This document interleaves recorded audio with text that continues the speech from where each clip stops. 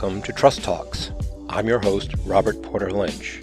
Finding better ways for people to learn together and to work in high-performance teams has been both a passion and a profession for my entire career.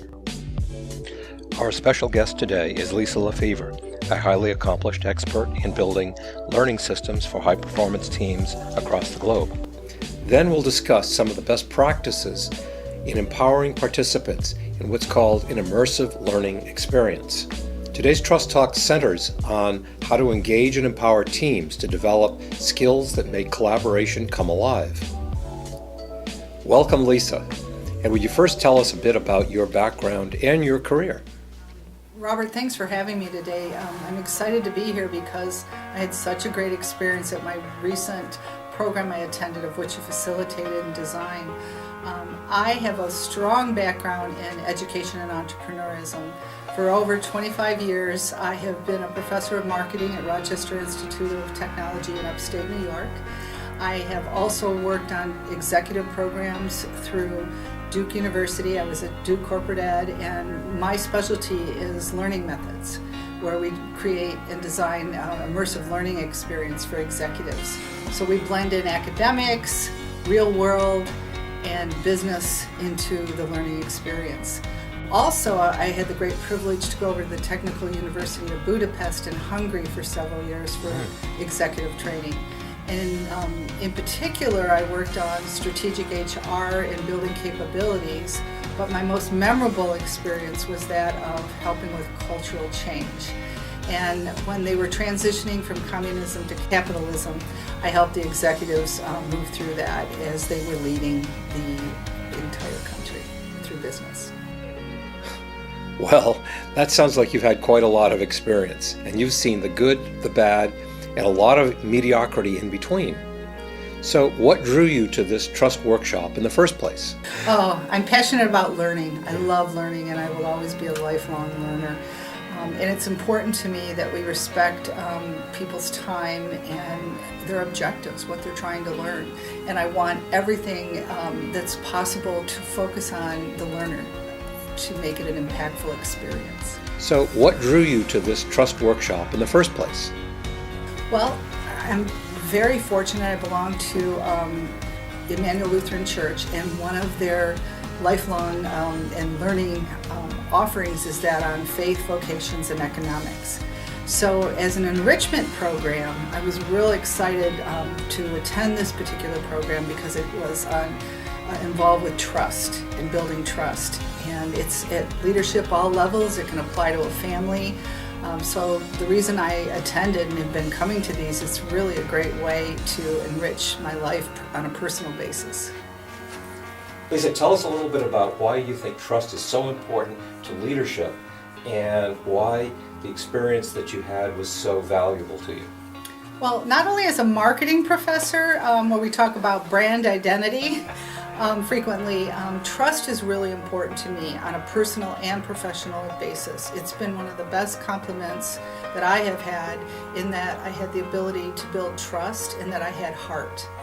And that opportunity to get really great relationships and outcomes when you do have trust is a privilege in life. And so I totally embrace the opportunity to have trust at all levels of my life, personally and professionally.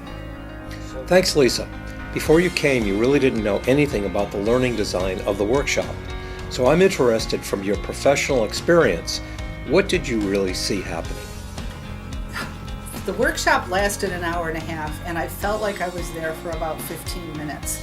And that's an amazing sign when you go to a learning event. The design of the workshop was terrific from my professional and personal experience. It was an immersive experience because you walked in the room, there was nice, soft music, it was a warm environment, and the room was set up in tables. It wasn't just sit at your table in a lecture-based activity. And as an adult, it was just very welcoming. The lighting, the temperature, they had nice light refreshments. I sat at the table with people I didn't know and got to know them quickly. So immediately I walked into kind of a positive space to start this whole journey. Once we engaged and started, facilitation was terrific. We had small breakout activities. So we got to build upon the information. We weren't just spoken to with information. There was not a rush and a pace that was just, this is what I know and you need to know it. We were able to evolve with the content and the material, and then we had at least 5 activities. So as we continued as a team, our trust of each other grew so quick. The speed of which we collaborated as a team was so quick that we all learned together more than the content. We prepared, we were comfortable, we took turns giving our responses, and we grew together. So when I say we grew together, it's, in the business term, it means co-creation. As a team, we were able to take, not just respond, but to evolve with the content to make it personal and impactful. So that was really cool for us. Another thing that I really liked about it is that we were given 1 or 2 models that we could rely upon to maybe apply and take back to our personal lives. And in particular, one of my favorite models was the ladder of trust. And once that we went through these building activities and some grounding concepts, we then were exposed to the ladder of trust model. And it was so much fun that our team could relate to it, we learned from it, and about how trust evolves and what are the impacts if you have trust or there's distrust. It applied to an organization. I could totally relate to my business world. I could relate to my teaching of all the models I constantly saw. And it was really taking leadership to a higher level of productivity and outcomes with the inclusion of trust. And what I will also say, we looked at distrust. And so some of the analogies, such as working below the belt, were extremely relevant to my team. Whether you were in the corporate world and their personal life, we all were able to take away examples, and it was certainly a takeaway handout that people are excited to not only use, but to share with others. One last question about the design of the program. You mentioned some of the things that we actually did. From a professional standpoint, you're a professional educator. You worked with senior executives all your career. You weren't a professor just at the undergraduate level, and you know how difficult it is to actually get senior executives engaged the right way and how important the application parts of these things are. Can you just speak a little bit about the design we used? Yes, absolutely. And you didn't know about these ahead of time. I don't know. I just showed up as a participant, which is also nice. It's fun to participate, not always have to lead. One thing that comes to the forefront of my thought here is that the pace of this workshop was amazing. That there was not a rush, and it had a beginning, a middle, and an end, which is good design. And everything as far as teeing up, setting expectations, timing, and what we call in my world the ability to give participants white space. And that means when there's the opportunity to digest the information and internalize it. And we were allowed to do that. There's been times where we've incorporated walkabouts, where you have productive breakout groups and you come back. So this white space allows you to energize and not be drained. And quickly, we gotta get an outcome. And that was very well done in this program. Well, Lisa, thanks so much for joining us. Before ending, I'd like to show the audience a bit more about the design framework that underpins a great learning experience. In this segment, we're going to take you behind the scenes to show you exactly what we do when we design a high-performance immersive learning experience. There's a design framework that we use, and it's very important because this is what produces results. The first thing that we do is give people an awareness of why this is important. If you don't know why something is important, you're going to be left on a very unsettling foundation, always asking the question, well, but why? I don't understand. Is this so important? The second element is to understand the architecture of what we're trying to do. And we say the word architecture because there is a design system behind every key area of content delivery. Let me just give you an example.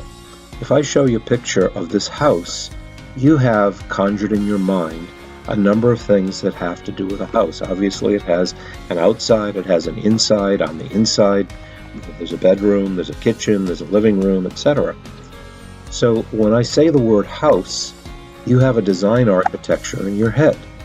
I could do the same thing if I said the word car. A car conjures up an idea of four wheels, a body, an engine, a driver. And so the simple use of a word tells us that there's a design architecture. We do the same thing in our work as well. If I say the word trust, there should be an image that comes into your mind. If I say the word human behavior, another image comes into your mind. If I say the word innovation, another simple, straightforward image comes into your mind. So the idea of architecture is to show the inner design system. This is something that people like Einstein and Thomas Edison used. They knew that there was a design architecture behind everything that they did, and their job was to discern the power of that design architecture. Knowing what to do then brings us to the third key element, which is how do we do it? Those are the actions.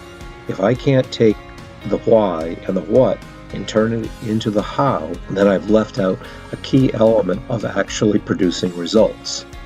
So let's go a little bit deeper in this so you can see what we actually do when we put a program together. The first thing under awareness, we look at people's mindsets and belief systems. For example, if you believe the world is flat, you're going to operate like that. So we're going to challenge some of those mindsets, give people an idea of something noble and visionary that has high value, and really brings a new core truth and perception that's attached to that. And it's also the ethical right thing to do. Now, to connect the awareness to the architecture is essential, and we have a pathway. We call it a logical pathway. And in a logical pathway, we present some unexplained contradictions so that people have a little anxiety about, hey, we've got to resolve this stuff. Or what happens if you do or don't do something? Or what's the compelling rationale for doing this? What are the core questions you've got to be addressing? Or maybe we produce some data from a recent study that will validate why this is important. Then when we get to architecture, we're going to look at the design framework, the system structures, the fundamental concepts. How do you control what you're doing? What are the diagnostic differentiators and what are the rules of engagement? So people understand the architecture. But knowing what to do doesn't inherently give a person a clear indication of how to do it. So the next pathway is what we call a positive pathway. You've got to feel good and positive about what you're going to do to take the what and turn it into the action. We might illustrate this with a good case study or a great story, or building inspiration and integrity, solve this particular problem.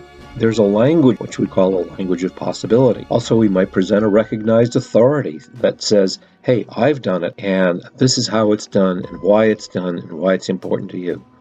Essentially, the underpinning of this is produce a participant who says, yeah, I think I can do that. I think I can.